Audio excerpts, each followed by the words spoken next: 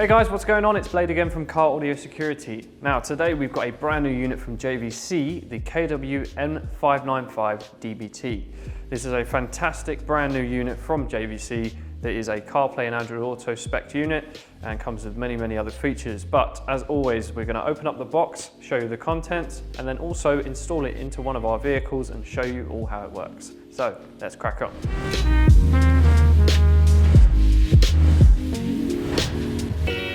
Right guys, so we've got the box open and the contents displayed on the table, so let's quickly go through what you get.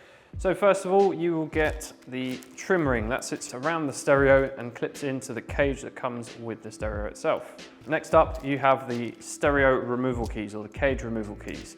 These are slightly different. They've changed these in a way that they are a kind of a 2-pin fork style on either end. So you'd slide these down the side of the stereo if you need to remove it out of the vehicle, and that unclips it from the cage so you can pull it out. Next up is a GPS antenna. Now, because this unit has internal GPS in terms of CarPlay, so you can use your navigation and stuff like that, you need this GPS antenna attached. The connection on the back of the unit is like a micro USB style with also a locking in screw, so there's no chance of it becoming disconnected if you're moving the unit about. And it also comes with the plates, so the plate that you would stick down to the metal chassis of the stereo if you're going to stick it on top of the stereo, and then the GPS will actually attach to that, and you use this sticky pad to stick the GPS to that. Next, you have your main harness. Now, the previous model did not need a harness, it was a direct plug-in. Now, because this unit is actually a single DIN chassis, they haven't been able to have the space to have it just like a plug-in system. So it is a conversion harness to go in the back of the unit, and then that goes to your standard ISO plug, which is universal across the board for all Japanese brands. And then you have a few flyer wires for connecting steering wheel controls, park and brake and stuff like that. Talking of parking brake, you also get this green wire, which is an extension for the parking brake wire to go to the handbrake. Next, you have the instruction manuals. Now, it's probably the boring bit that no one ever reads, but it's very handy if you do get stuck or you're not sure where something is. It's very handy to have these, keep them with you, so if you're ever stuck, you can go through it. And then lastly, you've got the unit itself.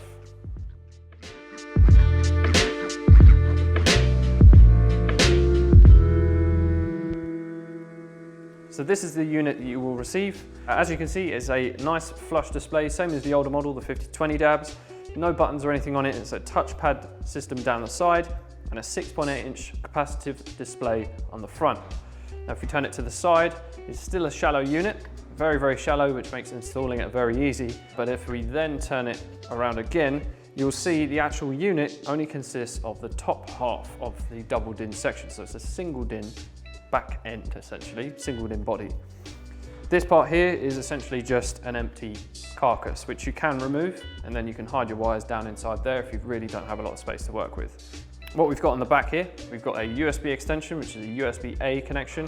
That you would run around to your glove box so you can connect up your USB cable, plug your phone in, CarPlay and Android Auto will work. This connection here is labeled GPS antenna. That's where your GPS antenna plugs into. This connection here is for your AM and FM antenna. It's a DIN, so a female DIN connection. Plug the antenna in there. That's where you get your AM and FM from. And the rest of the connections over here are as follows. You've got your DAB antenna connection, so this unit has DAB. You have a single subwoofer pre-out in blue. And then you have your front and rear pre-outs. You have your video output and camera input. So this unit can take a reversing camera if need be. It also has an RCA video output ability as well. Next to that, you've got the heatsink.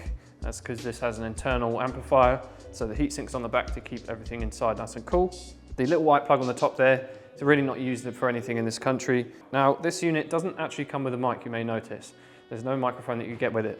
Now, the unit actually has an internal microphone built into the face of the unit, so there's no need to fit an external mic. But if you wanted to, you could purchase an external microphone, and that's where that would plug into. Lastly, you have your main input plug. So that's where your big harness would plug into. That goes in there like so, and then you can plug your harness to convert into your vehicle plug. Now, with the unit, please bear in mind when you get it out of the box brand new, the cage comes on it. The cage is on backwards. Very common mistake a lot of people make and go, this cage, it doesn't fit into my fascia, it doesn't fit my car. It's because the cage is mounted on backwards. So all you do, take the cage off, flip it around this way. So you have the long edge across the face of the screen, and then you would clip it in. Essentially, it just makes it easier for you to take it off, I believe. That's probably why they've done it. So the pins don't lock in, you haven't got to try and bend the pins out or anything like that. It just makes taking the cage off easier. Majority of the time, what you're going to do is this is going to go in first, you bend your tabs, and then the unit locks into place. And now that the cage is off, you can actually see behind this panel, which is removable, there's nothing here, nothing going on. So it makes life a lot easier in terms of installation. So if you've got a bunch of wires, let's say all of this for instance, you can hide it all underneath. You could always put a small amplifier maybe in that section. You can always get like one of the little plug-in amps that can hide into that area as well. But yeah, installation, nice and easy with this.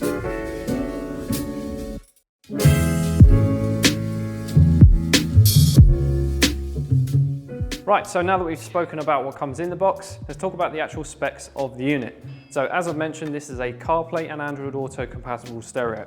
It's via USB connection only, so it's not wireless. It's also got Bluetooth streaming and hands-free calls as standard. The unit does also have DAB. Now you will need a separate aerial for that. This has an internal amplifier, which is a 50x4 amplifier, so 50 watts by 4 channels. And again, as I've already mentioned, this unit has a capacitive touchscreen, which is essentially like what you would have on a mobile phone. It does have the ability to mirror a phone screen, only on Androids, and that's via USB connection. So this unit does also come with a 13-band EQ and many other audio options, which is very standard for a JVC unit of this kind of caliber. So you're going to find you're going to have a very good audio experience.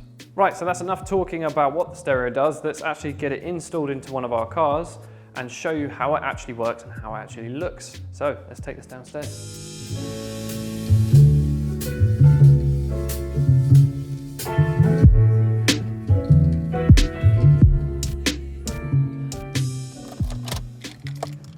So you've got illuminated buttons down the side with the JVC logo when it first turns on. Let's take off this. Nice.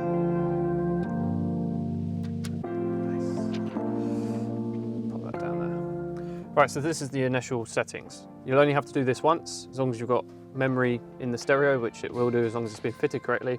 You won't have to do this again. So you can set up your clock, your camera and your demo. Obviously you're probably going to want demo off, so we'll just turn that off and hit finish. This warning message will come up every time you turn the stereo on. Let's turn the volume down quickly. Now this, because it's a multimedia screen, it will come up and you will have to agree, or you can tick the automatically remove this message after 10 seconds. So we'll tick that and then hit agree. This is the JVC main home screen. So obviously it will update the time once you've connected GPS antenna and stuff like that. You've got your DAB radio top left, Apple CarPlay top right, Android Auto bottom right, and USB mirroring bottom left. If you then tap on the multiple dots, you get the other sources. So let's go into tuner quickly. This is for your AM and FM radio. So you can see AM, FM there, and then you can scroll through, pick up a station if you've got an antenna connected, and you can then save that as a preset. So you open up this part here, you can then press and hold it. And there we go, preset 1. We go back to the home with the different sources. You've then got your phone and your Bluetooth audio. So the phone book, when it's paired to your phone, you have all your contacts on there. You can make a phone call through there. And then Bluetooth audio, pretty self-explanatory, pair your phone, and then that will play the audio from your phone. USB, now if you do have a USB source, so like a USB stick with some music on there, you can plug that in. I've routed the USB round to the glove box just temporarily, but you can plug your USB in there. And then AV off, you can just essentially just turn the sources off if you want to do that. Now DAB radio. If you've got a DAB antenna fitted, it's going to scan through, search for the stations. We're probably not going to pick up anything in here because we're in the workshop. But then you can do the same kind of thing. You can search for the station, find what station you want, and then preset it over this side. Open it up, press and hold to preset, and then you can go through your selected stations. So we'll show you Apple CarPlay and Android Auto working in a moment, but let me just quickly run through the settings with you. So the audio settings are quite a big part of this stereo. You've got loads of EQ, crossover settings, sound effects and stuff like that. So just to show you, you've got a full 13-band EQ, you've got a few presets that you can select from, and then you have 3 user presets which you can make yourself. And then you can basically hit memory on that to save your own preset. You have bass extension, you can turn on and off. Subwoofer level, so it's only the subwoofer pre-out on the output on the back of the head unit. And then, so let's say we want a bit more bass, you can do something like that if you really wanted. Or you wanted not a lot of bass, loads of mid, and not a lot of treble. You can do whatever you like with it, and then what you can do is hit memory, user 1, and then let's say if we accidentally hit on R&B, for instance, we can go back to user 1, and our preset is saved. You can also select what source you want that to be applied to. So I'm going to select all source. So every, let's say Bluetooth audio, Android Auto, FM, it will apply that EQ to all of the sources. Now, speaker crossovers. Crossover settings are quite a good thing to have, especially if you're upgrading audio in a vehicle. So you can put the vehicle type in, the speaker sizing, the location of the speakers, the size of the tweeter. You can go into crossover settings and then adjust your slope.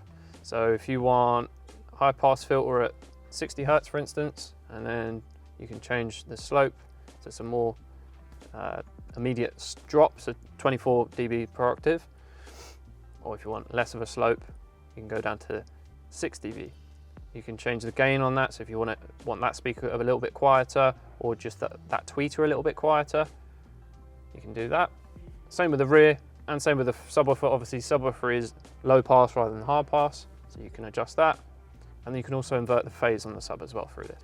You've also got time alignment settings, so you can just put your position in there, or you can manually adjust it and do actual measured time alignment if need be. Fader and balance, standard fader and balance, front to rear, left to right. Volume offset. Now this is another thing where you can change the source volume. So if you want your FM radio to be louder than the DAB, or if you want your Bluetooth audio to be louder than everything else, you can manually adjust the volume output or quieter or whatever on each source. And then lastly, you've got sound effects. So you've got bass boost, loudness, and whether you want the built-in amplifier to be on or off. Initial setup settings are pretty self-explanatory.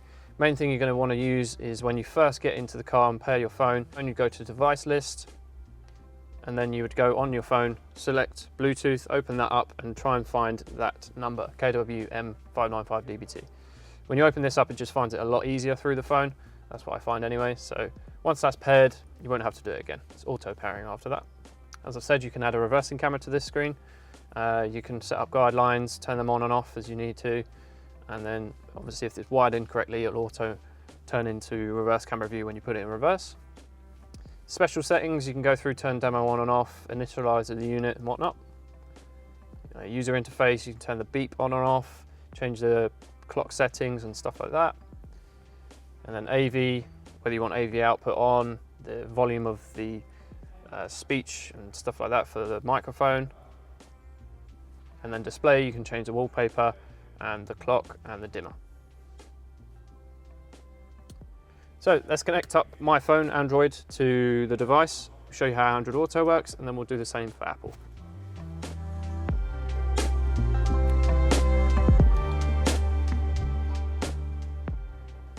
Okay, so my phone, I literally just plugged it in, came on straight away. I'm on Waze as normal. I use Waze every day, so Waze is on there. I can then do a split screen, have my music, and then I have my quick selects for Waze as well. And then you can tap on the multi button and go through all the available apps. As you can see, it's nice and smooth, it's not very juddery on the Android Auto. And then let's do the same for Apple. Then iPhone, plug the iPhone in. Obviously it does charge for both devices at the same time. Allow CarPlay. Straight up. Same kind of concept, you can do a split screen setup, you can have your navigation on, you can have your music playing in the background, you can even have DAB playing in the background whilst you've got your navigation on the screen. So whatever you need to do, it's all there ready to work. Okay, so that's pretty much how it looks and a basic run through of how it works in a vehicle as well. So let's run back upstairs and round up the video.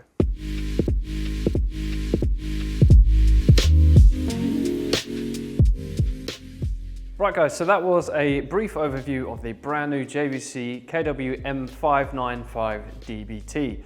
Now this is a really, really good budget-friendly CarPlay and Android Auto option for any vehicle, to be honest. Really nice flush screen display. You've got the touch pads on the side, and the fact obviously you plug your phone in, it charges your phone at the same time. You can do the screen mirroring if need be. You can add a reverse camera. You've got loads of audio options, and all of this is at a very competitive price point. $289.99 is the current price on our website. Now there is also a cheaper option for this, which is the non-DAB version, the 593BT. This is at $249.99.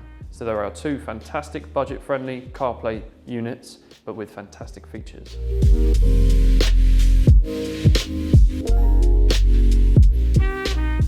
So that's it for me. I hope you've enjoyed this video. Make sure you like, share and subscribe, and I will see you in the next one.